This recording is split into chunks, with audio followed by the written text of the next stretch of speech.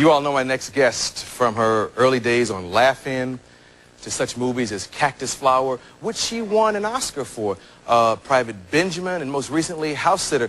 She's now starring in this week's #1 box office hit in the country, Death Becomes Her. Please welcome Goldie Hawn.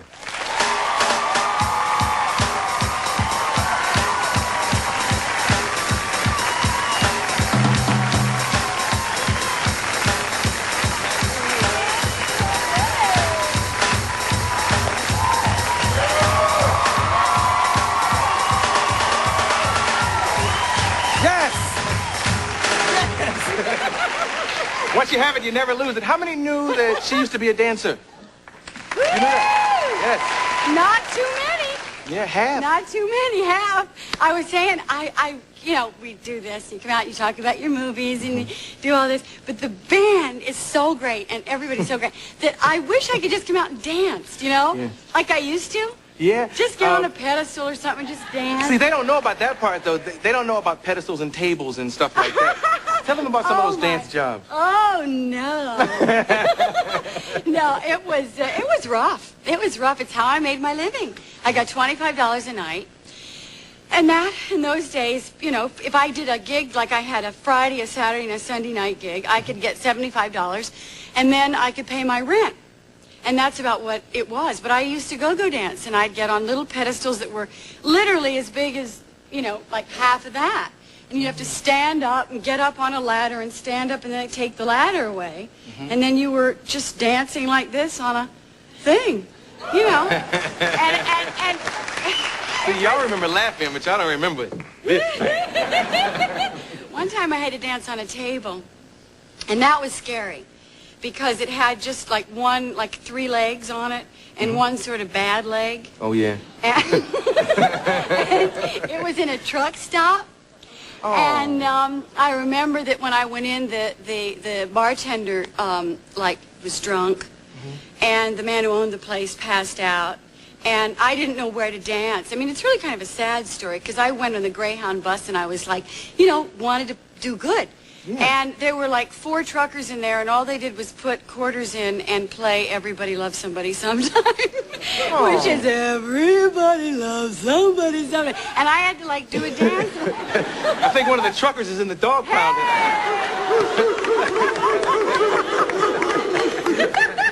That's a tough movie. Oh, God, it was hard. And then I got stood up because I had an agent at the time, and he never picked me up. So about 2 in the morning, when everyone was half dead, I had to hitch a ride with 2 truck drivers because the Greyhound bus didn't run anymore. But that was the kind of stuff that I had to do. And, of course, Mom, you're hearing it now for the first time. Yeah, it builds character. It does. It really does. And it builds other things, too. You still have great dancer legs. And when you stood up, I couldn't help but to notice... Don't get dirty. I'm going to be as polite as I possibly can. As a matter of fact, I'm not even going to say it. I'm going to pull a Cosmopolitan quote, August 90. Kurt Russell said... Oh! What first attracted him to Goldie was her great behind. Ooh, ouch!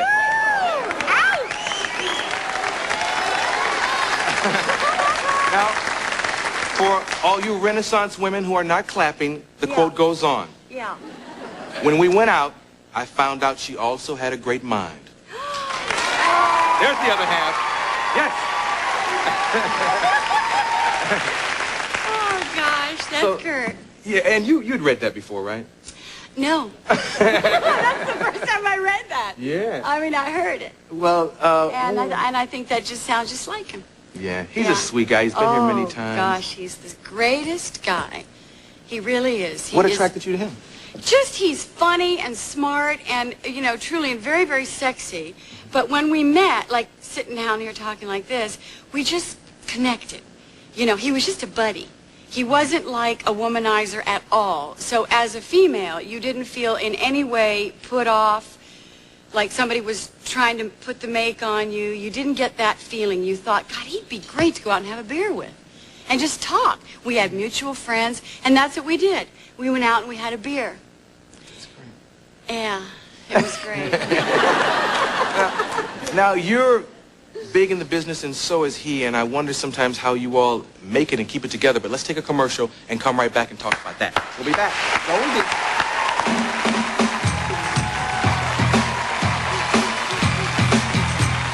Yeah.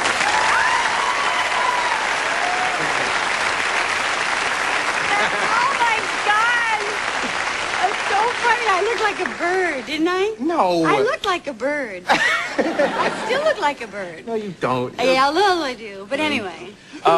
Okay, how do you keep the marriage together? What's the secret? Help me. I'll tell you, don't lose who you are, most importantly, because that's how you get lost. Marriage is one of those things that people suddenly think they own each other. Just because the state says it's okay, and they think that God said it's okay, and Mom and Dad said it's okay, and suddenly now that it's all okay with everybody, then you get to sort of turn into one human being. And that's very dangerous. You know, and I talk from experience. So the truth is that if you maintain who you are, what you want to do, you don't get in each other's way. I would never want to change Kurt for a million years. There's lots of things about him that I wouldn't want to do or behave that way. But that's the way he is. And that's what I love. And I don't want him different. We try to change people, and that's where we get into trouble. So I think if we just keep strong, keep who we are, let that person behave badly, but try not to get sucked into that, you know, and get baited into arguments, that kind of keeps things okay. You keep respect for each other. Yeah. Very important. You should write a book. Yeah. I don't know if I ever would, but it works. Yeah. Do you remember, I was at the Ivy one night with Dawn Steele. Yeah.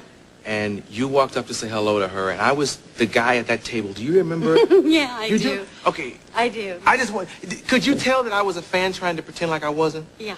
Oh, okay. Okay. You know that thing where you like play it off, you know? Well, you were so sweet, and you know, when it was just such a quiet sort of hello, and I was very impressed because I just adore you. I mean, you have such a joyful soul, and I was trying to be nice but be cool because I didn't want to, you know, you don't want to say, "Oh, Goldie," you know, because that's not cool. So you say, "Oh, hi, how are you?" I know, but I do remember that night. I surely do. And you had dinner with George Washington long time ago. No, who was it? Who George was Bush. It? George Bush. Oh, not that night. No, some other no. night. Some other I was night. going to say, I was never at the Ivy at the Shore with George Bush. And they would never let me in the restaurant if he was eating. No, that's true. That's true. I did not, no, I did have dinner with George Bush. And we had a fun time. What's he like? We did. I'll tell you what.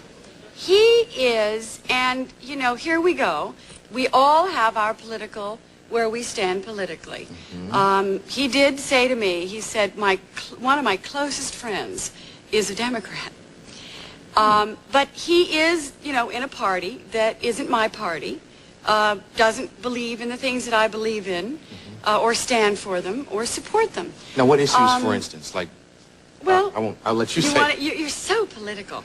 There are lots of things, and I think basically it's just sort of an overall tendency. I'm much more, I'd say, benevolent in the way I feel about humanity as a group belonging to the same, you know, the same group of people. You know, we are all one, and I don't believe that there's enough attention being paid to the fact that we all need, I guess, we're, what do you call, sort of lonely children sometimes.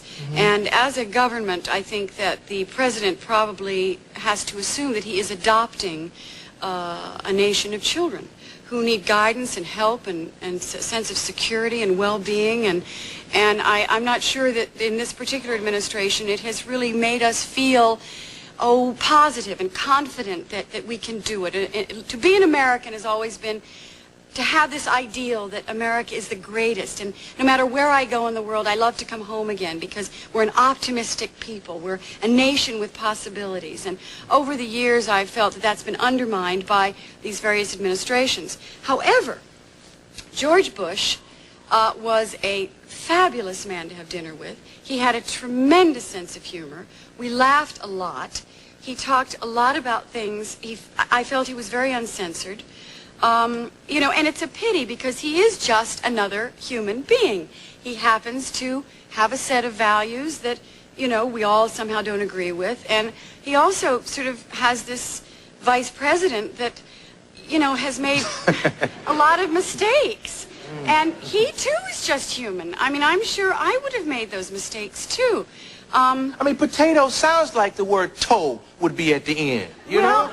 T-O-E. Well, it's a mistake under stress, I would imagine, that, you know, one could make. Yeah. However, being lumbered with those kinds of things, I must say that I thought he was a really, really nice person. And, you know, and I don't particularly fully agree with all the things that he stands for within our government. Yeah. Okay, we have to take another commercial. We got to come back and talk about Death Becomes Her. We'll be right back with Goldie.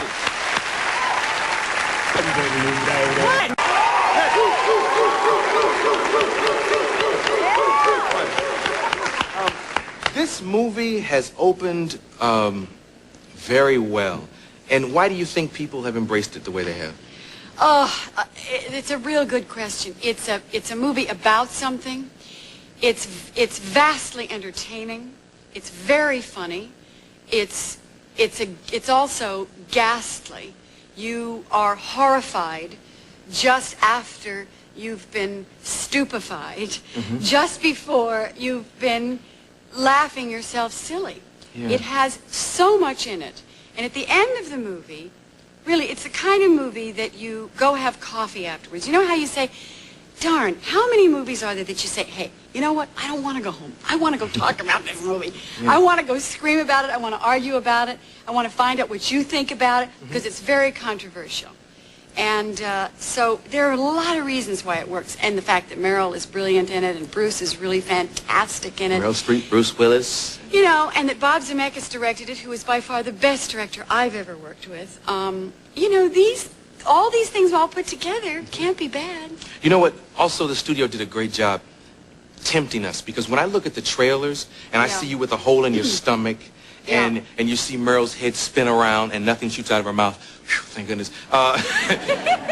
It's just, what is this about? I got to go see this thing. Tell us about the plot. What is it about? It's a very, very difficult plot, because it's just all over the place. But the main thrust of it is that Meryl Streep is an aging movie star, very vain, very successful, on the way down. My character is a frumpy writer, introverted, lost every man I ever loved to this woman.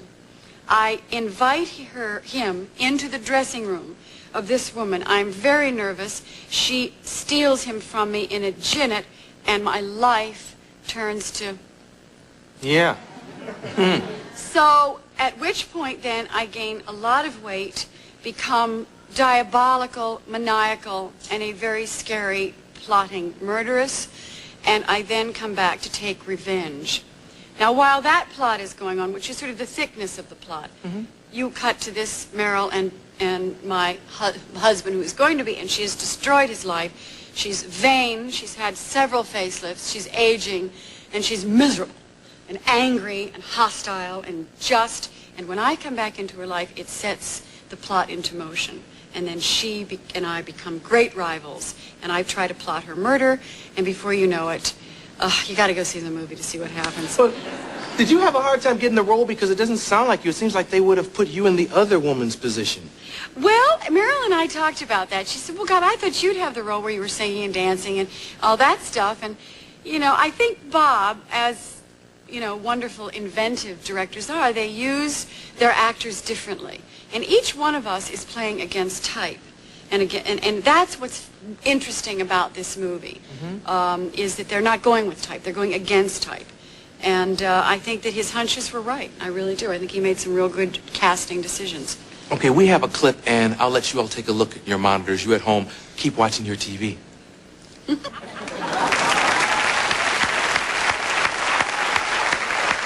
Okay, now you... I didn't want to interrupt you, but you mentioned at the outset of the plot conversation that you get fat or you get big. How did you accomplish that? That was, well, I tell you what. Biscuits? No. Why don't we take a look at this and then we'll find out. Okay, let's look at the other clip. Are we ready? Yeah, we got it. Sandy, let me see that other one.